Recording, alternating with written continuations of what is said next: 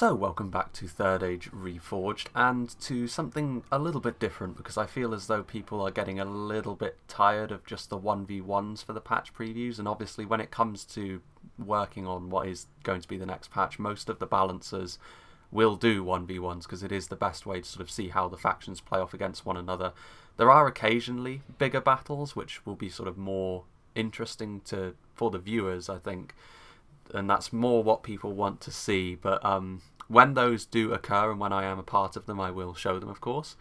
But I think what I will do, in addition to everything else that's going on now, is to sort of return to my roots a little bit and sort of go into a little bit more detail about the units as they are now. Now, some of them will be subject to change, of course, because the patch isn't out, but it is sort of coming towards the end of the testing period now, I think, so it is a little bit more safe to assume that some of these units, at least within their class, which is how I'm going to be doing these comparisons, will sort of be similar to how they will be in the final version. And some of them will perhaps be exactly the same as they are now, which is why I'm sort of doing it now in this way. So, first of all, the units that I want to have a look at and how they sort of perform against one another are the Elven Heavy Swordsmen. So, of course, this will include the Imladris Blade Masters, from Imladris, of course, the Lothlorien Sword Masters, from Lothlorien, the Mithlond Sword Masters, from Linden, and the Hir-E Lung, from Mirkwood. So before we get into talking about all four of the units I've just mentioned in a little bit more detail, there are of course two units which I'm sure some people will point out are of course Elven two-handers, and they are the Eldarenwe Swordsmen from Imladris and the Noldorin Blade Masters from Linden, but you can't really compare those to these units, mainly because they are higher tier, so they would obviously be 1v1 much more superior to the units that I've just mentioned, and also they are considerably more expensive. So, as with sort of higher tier units, they also don't really compare against each other too well either, because the Noldorin Blade Masters are very expensive. They're sort of the very high tier units. They have multiple HP.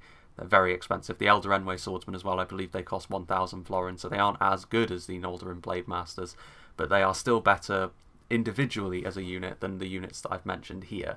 So they're kind of their own thing, and they don't really compare to the units here, which are all very similar to one another in many ways. So we'll get into those as we sort of talk about what I did with them and how I sort of judged them against one another as we sort of take to the field. So first of all, we'll have a little look at the Imladris Blade Masters, and before I started testing these four units, I did kind of expect this one to come out on top, as it were. I expected them to do best as an average across all of the things I would pit them against, and there are a few reasons for this. One is that Imladris are the most heavy duty when it comes to their infantry.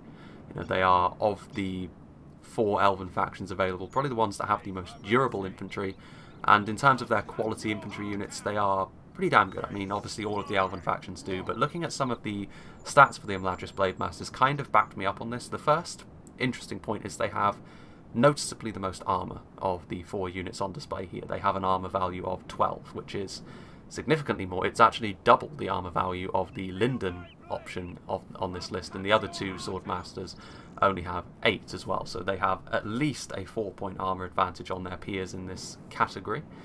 They also have the most melee defence of the Sword Masters here. They have a melee defence of 27, which is in excess of all of the other units. The Lothlorien Sword Masters have a melee defence of 24, which is the closest of the other units. They also have a morale advantage of 1, but that's not terribly significant. They do have a morale of 19, but again, it's only an increase of 1, and a morale of 18 is still going to be pretty damn difficult to break anyway. So moving on to the Lothlorien Sword Masters and having a look at what sets them apart. Obviously they have very nice melee attack, but they only have a melee attack advantage of 1. Now they do have the highest attack at 16, but both the Blade Masters, well, both the Imladris Blade Masters and the Mithlond Sword Masters have an attack of 15, so it's not like they have a huge advantage there. When looking at the Lothlorien Sword Masters, what I saw is, at least before going into this test, was a nice all-rounder. They don't have anything that jumps out at you as being really strong next to the others in this list, but they don't have any major shortcomings either. So for example, the Imladris Blade Masters, one thing that they have is they may be well armoured, but this would also set them at a disadvantage against AP units, at least next to the other three on the list, whereas the Lothlorien Swordmasters don't have that as much. They have a skill of 16, which again sits nicely in the middle. They have a melee defense of 24, which again pretty much sits in the middle. And the attack is the only thing they have which is noticeably... well, the attack is the only thing they have which is the highest among the 4 units that we've laid out here. And again, it's only by 1. But even so, I expected the Lothlorien Swordmasters to be kind of nicely in the middle of these units before going into the testing. But yeah, they don't have any sort of special traits either, like the good versus cavalry that the Imladris Blade Masters have. They just have the very good stamina trait, which is worth mentioning here. But then all of the Elven units on this list have that, so not too... you know, they didn't really jump out as me as being major contenders for being the best of these 4, but we'll see going into the numerous tests I have lined up for these units. So, moving on to the Mithlond Swordmasters from Linden. Obviously, Linden, they do have the Noldorin Blade Masters, which have, you know, that's another Elven two-hander they have, and adding the Mithlond Swordmasters into that, Linden probably have the strongest in terms of numbers they can field of the Elven two-handers, but of course, one shortcoming they do have is, this has kind of been covered up to this point, but Linden have a lower armour stat than their contemporaries, and that is only an armour value of 6 in this case, and because they are unshielded, of course, none of these units will do particularly well against arrow fire, but the Mithlond Swordmasters in particular will get mown down very heavily. They also have kind of the lowest stats across the board to a point. I mean, the Hiri Lung as well, which we'll go over in a minute, also have this problem when compared to the Lothlorien Swordmasters and the Imladris Blade Masters. But there is one factor which sets the Mithlond Swordmasters apart. This is kind of their main thing, as it were, and that is that you can have 3 of them before the cost increases, rather than the 2 that the other 3 have to make do with. Now, this does mean, of course, that it is quite risky to bring 3 units. I think you'll rarely see Linden bring 3 Mithlond Swordmasters in a field battle in particular. But in a siege, this could potentially be very useful, because of course, trying to get through these guys on a wall will be pretty challenging. Because, you know, obviously they'll be able to cover more space with 3 units, and it's not going to be easy to get through the high skill, high melee defense that these Elven two-handers have. You can't just sort of knock them over too easily. Probably the only thing probably the main thing you would want to do is bring a lot of fodder and try and just force them out of the way and break their formation. But again, they're going to be making you pay for that. But other than that, they do have the lowest men per unit as well. They have 92 men on huge, whereas the 2 units we've gone over previously have got 103 men per unit on huge. So yeah, of the sort of individual tests that I had in mind, I was kind of expecting the Mithlond Swordmasters to finish last, simply because I was having a look at the units individually and how they performed, and if the primary selling point of the unit is that you can have more of them before the cost increases, that kind of says to me that individually they're going to be coming up a little bit shorter next to the other 3 units. But we'll see. I mean, Linden do have a very high skill across the board, and you never know. I mean, particularly in a test like if you're up against a unit which has heavy AP but a low melee attack, that's going to suit Linden down to the ground, because they don't rely on their armour at all. So yeah, having a look at the last unit on the list though, we have the Hiri Lung from Mirkwood. So what sets them apart? Well, they do have the highest melee skill of all of the units on this list, but again, it's in a similar vein to the Lothlorien Swordmasters, where they only have an advantage of 1. Their skill is 17, whereas both Lothlorien and Linden, in the units that they have brought to this test, have a skill of 16. So again, it's not going to be a huge advantage that Mirkwood possess over their peers in this situation. They do, however, have the lowest sort of main stats. They have an attack of 14 and a defense of 20, which is the lowest in both cases of all of the units on this list. So you might worry for the Mirkwood unit here, but they also have the most men in their unit. They have 113 men on huge, which is 10 more than the Lothlorien Swordmasters and the Imladris Blade Masters, sitting on 103, and it is 21 more than the Mithlond Swordmasters, who sit on 92, of course. Their cost is in the middle of all of these units at 825, and they do have a sort of added trait as well, in which they are expert at hiding in woods. So if you're in a pretty heavily forested map, it goes without saying that Mirkwood are going to be very good at ambushes, and obviously the Hiri Lung will be able to hide as well. So if you find yourself in that sort of situation, Mirkwood are very well placed to take more advantage of that than the others. But again, that's more of a faction-wide thing than just something which is focused on these units. So yeah, now we'll move on to the tests that I had in mind. So what I intended to do here was sort of run a series of tests, and based on how well each unit did, I would then give them first, second, third or fourth, and whoever was in first would get 1 point, second 2 points, and then fourth 4 points obviously. And then by the end of all of the tests that I'd run, whoever had the lowest score at the end would win. And the first one that I did was obviously just pitting them against one another, and rather unsurprisingly, the Imladris Blade Masters won this. The higher armour value I always cited before this was probably going to be the cause of their success, because none of these units, despite being two-handers, are AP of course, and the Imladris Blade Masters with their high melee defence and high armour I always thought would be able to outlast their competition, and so they did.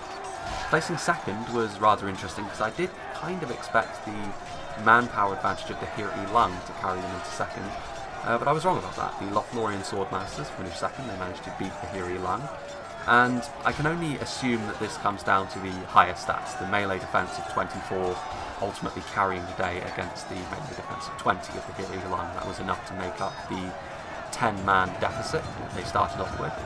But the Hiri Lung did manage to finish third. They were able to overcome the significantly lower unit size of the Mithlond Swordmasters, and the melee defence advantage that the Mithlond unit had of 2 was not enough to overcome the deficit of 21 that they started off with. So yeah, finishing first was Imladris, second Lothlorien, third Mirkwood, and fourth Linden.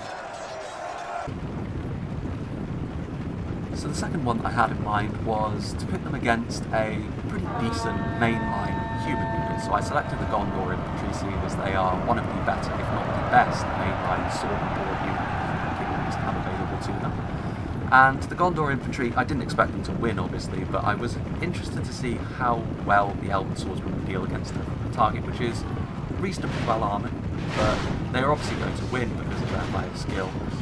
But how efficiently would they be able to cut their way through a very well-priced unit? Obviously the Gondor Infantry is much cheaper than the Elven units on display. They are, I think, 550 florins, which means they are 300 florins cheaper than the most expensive unit on display here. So how well would the Elven swords do here? Now, once again, I was expecting the Imladris Blade Masters come out on top here, because the Gondor Infantry are not AP. I was expecting the higher armour values to really play into this fight. But I was wrong, actually. In this situation, Lothlorien's Swordmasters were the ones that came out on top, and it was not by an insubstantial amount either. And obviously, I did judge this on a number of things. I judged this on how quickly they were able to cut their way through the units, and also how many men they had at the end. So obviously, one thing that the elves really need to do is conserve their manpower, because if they get worn down too much, it's not going to go too well for them. So in this case, Lothlorien were able to cut their way through the Gondor Infantry pretty quickly, and they had the highest amount of men left at the end. They had 89 men left remaining against the Gondor Infantry, so they didn't suffer that many losses, and obviously they would be in a much better shape to then go on and win. Perhaps more surprisingly though was that the one that finished second here was Linden, and I'm still not entirely sure how they were able to place higher than the other two on this list. There's nothing which jumps out at me from their stats immediately from looking at them, but yes, they were able to conserve their manpower more efficiently than the others. Now it is worth saying that the Imladris Blade Masters did end with a higher amount of men left alive than Linden, but Linden did also start off with a lower amount of men, and in terms of percentages, Linden were able to hold their unit together a little bit better in the face of the Gondor Infantry than the Imladris Blade Masters were, so it is interesting in that sense, because Imladris did place third, and then Mirkwood came last, despite having the most men in the unit to withstand the higher amount of men of the Gondor Infantry. So it was an interesting test. So yes, Lothlorien finishing first, Linden finishing second, Imladris finishing third, and Mirkwood coming fourth in this one. So the third test that I devised was to pit them against Orc Fodder, and this is just simply to see how efficiently they could carve their way through one of the most garbage units in the roster. Obviously Orc Fodder are free as it stands at the moment, You would expect the Elven Swordsmen, because obviously they're not AP, you'd expect them to be very good at dealing with lightly armoured, lower tier units, just carving through them with impunity. But which one would be able to do that the most effectively? Obviously Orc fodder going to fall apart pretty quickly. How fast would the Elven Swordsmen be able to cut through them? And also how many casualties would they sustain doing so? So a very similar test to the Gondor infantry, only against a lower tier unit. And it worked out differently because the Hir'i Lung of Mirkwood were able to withstand the Orc fodder onslaught better than anyone else. They lost very few men. They only lost 6 actually, so they had 107 left alive at the end. And yeah, I can only cite the fact that they had more men in the unit, so they were able to sort of withstand the very high unit number of the Orc fodder better than the others. But yeah, Mirkwood were able to come out on top this time.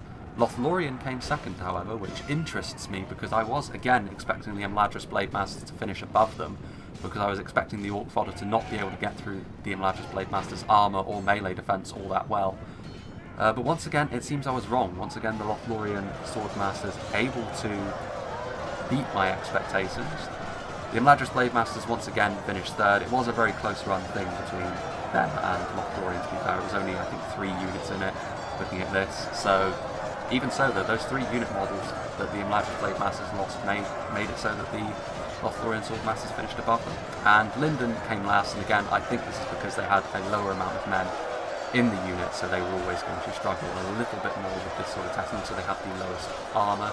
So that means that the Orc fodder, when they do land a hit, it's going to be felt a little bit more keenly than the other 3 units. So yes, in this test against the Orc fodder, Mirkwood finishing first, Lothlorien coming second, Imladris coming third, and Linden coming in last. So up till now, the Elven units have had it all their own way really. They've been fighting units that they were destined to win, and it was just a matter of how efficiently they cut them down.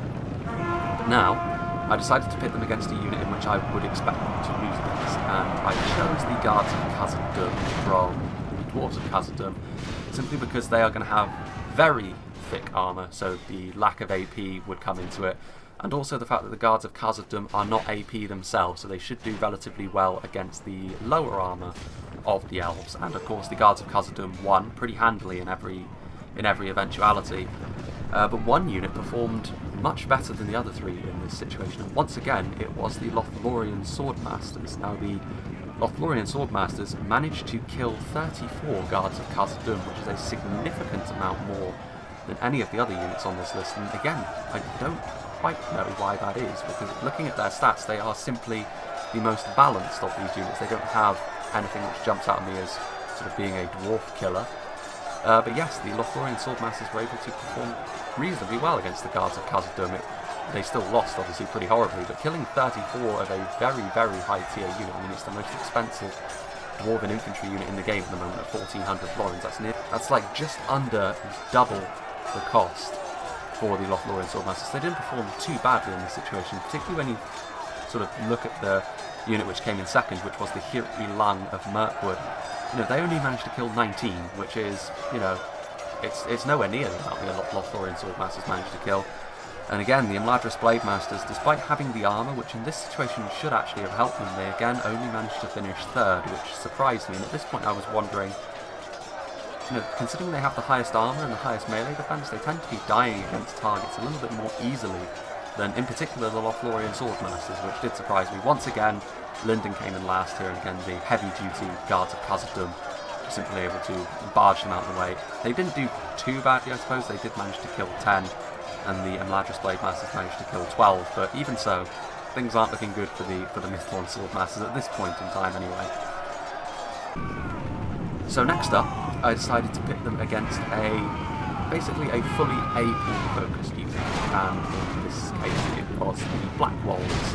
So they have got a very low melee defense, very low skill, but they do have 2 HP and they do have very nasty attack, and they are of course AP. Now, the AP won't serve them too well against the Elves, but I can reveal that the Black Wolves actually won in every matchup here, which is interesting. So despite the fact that they are sort of a more AP-focused unit, the extra hit point that the Black Wolves had was still meant that they were able to carry themselves to victory against these Elven two-handers. So that is worth bearing in mind. Cutting their way through units with HP will require a little more. Obviously, Black Wolves against the Elves, they're going to get absolutely chewed up by the Elven archers, so it's not a test. It's not a matchup that you'll see all that often in practice, but even so, the Black Lords are able to win 1-1. And once again, the Lothlorien Swordmasters were able to come out on top in this situation. They were able to kill 132 Black Lords, which was the best of any of these 4 units, which again surprised me. And again, something else which surprised me, the one test in which I expected the Imladris Blade Masters to do quite poorly, they actually finished second this time around, managing to kill 110 Black Lords. So in the one test I expected Imladris to not do quite so well, they've actually performed better than the vast majority of these tests and finished second. Mirkwood finished third, again managing to kill 97 Black Lords, and once again Linden, the lower unit size, and really counted against them here. They were only able to kill 68.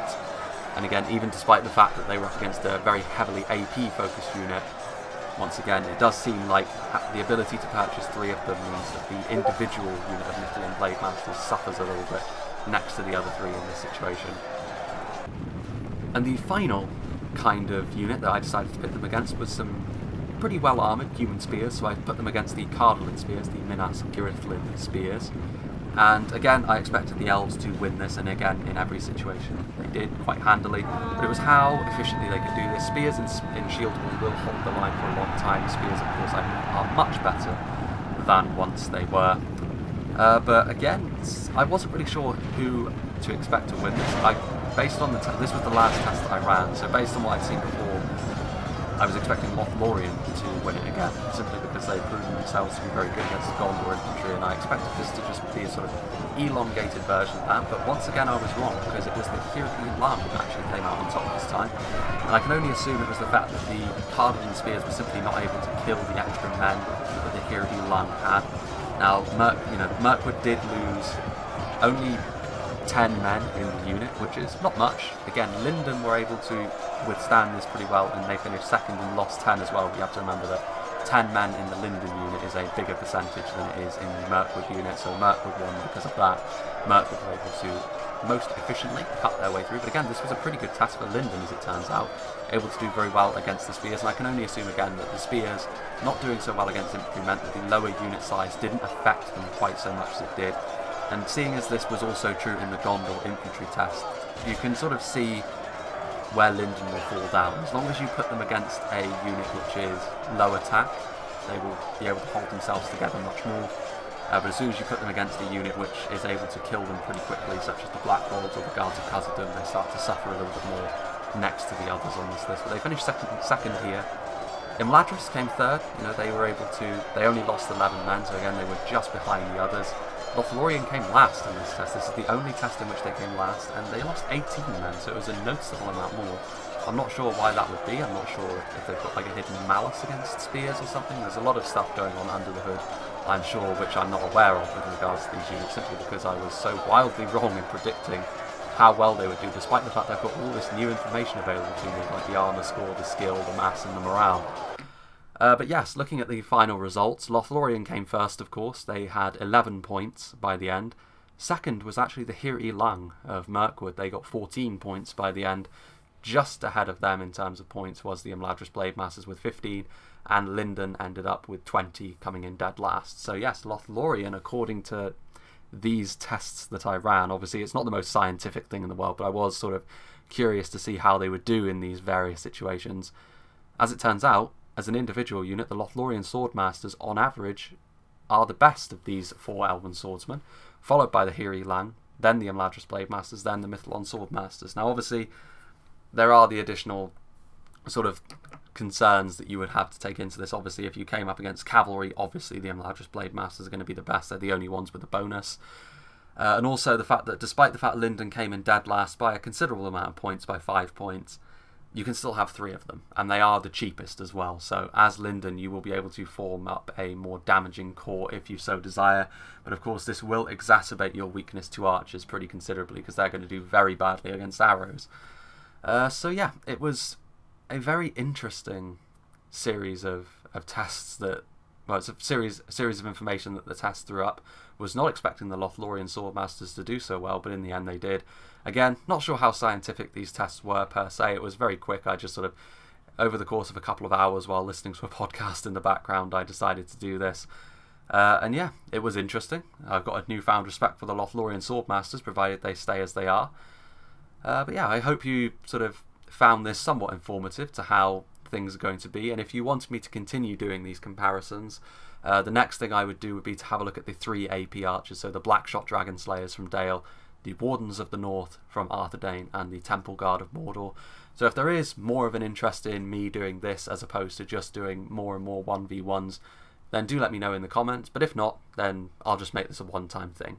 And it was interesting, at least. It threw up some unexpected results. So yeah, I hope you enjoyed this, and I hope you will join me for whatever is next.